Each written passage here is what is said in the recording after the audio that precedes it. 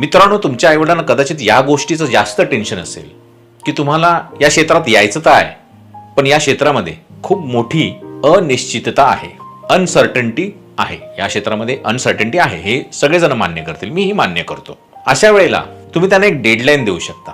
उदाहरणार्थ, जर तुम्ही एखादा MBA चा कोर्स केला असता, एखादा इंटेरियर डेकोरेशनचा कोर्स केला असता किंवा कुठलाही एखादा असा कोर्स, कदाचित तुमच्या आईवडिलांना एखाद्या कोर्सबद्दल माहिती मिळाली असती, कदाचित तुम्हाला एखाद्या कोर्सबद्दल माहिती मिळाली असते आणि तो कोर्स करायचा असं जर का तुम्ही ठरवलं असतं, तर त्याच्यातही 2 वर्ष 3 वर्ष गेली असती. त्या कोर्स नंतर तुम्हाला एखादा जॉब मिळणार होता, एखादं काम मिळणार होतं, असं तुमचं आणि तुमच्या घरच्यांचं म्हणणं असतं, बरोबर आहे. त्याच पद्धतीने तुम्ही तुमच्या घरी तुमच्या आईवडिलांना एक डेडलाईन द्या की पुढची 2 वर्ष 3 वर्ष मी दुसरं काहीही करणार नाही, मी फक्त आणि फक्त माझ्या ऍक्टिंगच्या करिअरवर कॉन्सन्ट्रेट करेन. दुसरा एखादा कोर्स जर का तुम्ही केला असता, तुमच्या आईवडिलांना आवडलंच असतं, हो की नाही. जर तुम्ही एखादा MBA चा कोर्स केला असता, बिझनेस मॅनेजमेंटचा कोर्स केला असता, एखादा कॉम्प्युटरचा कोर्स केला असता 2-3 वर्षाचा, तर तुमच्या आईवडिलांना ते आवडलंच असतं. कारण तो कोर्स केल्यानंतर तुम्हाला कुठेतरी नोकरी लागेल, कुठेतरी तुम्ही जॉबला लागाल, असं त्यांना वाटत असतं.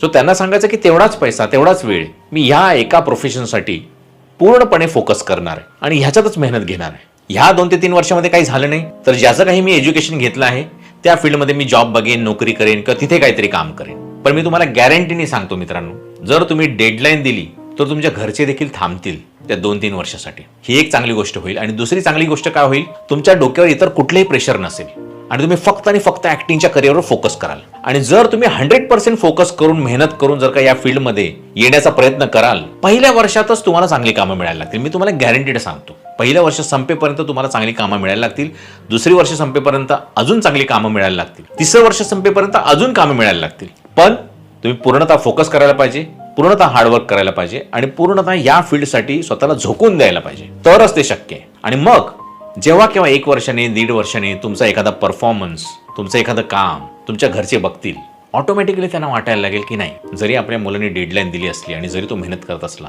तरी आपण त्याला सपोर्ट करायला पाहिजे. कारण दिसतंय